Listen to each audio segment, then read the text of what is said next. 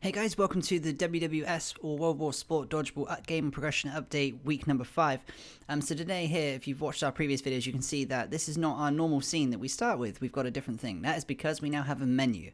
So we can go in here. This, of course, is just a temporary menu, but we're having the idea of having a revolving sort of interactive menu. But for now, this is sort of like a block out for it, what it's gonna be like. So we have a create menu. You can choose the team size, so we can choose up to 5 players or down to 1 or 0. We're going to leave it at 3 for now. I'm going to choose to be a spectator in this one, but you can choose either red or blue team, represented here by the 1 or 0. And you can also choose the map you want to play on from. We have multiple maps. So yeah, let's get this one loaded and show you it around. So that's a little bit of gunfire there. So our players do still work a little bit. They are a little bit buggy, so you can still see them walking around still playing the game. If you guys want to watch this for a little while. Also, the rest of the map has been pretty much finished out, being blocked out. So there is a lot more still to go, but it is majority done. So the background over here, you can see this plain area. It's going to be for the church as well. Players can now also run off and try and find the balls a bit better, but they seem to have lost and broken a little bit when it comes to gathering health. As for the rest of the map, though, it is pretty much finished in this block out around here as to where the streets are going to be, how they're going to look.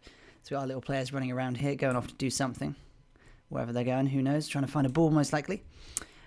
Also here we've actually managed to finish blocking out the outside of the map, so you can see where players can see and can't see. So they can see, obviously they can go up towards this bit. Those cubes are representing like a destroyed building and where rubble will be, so players can look like they can go out the map to give it like a better sense of actually being in a location rather than just blocked in.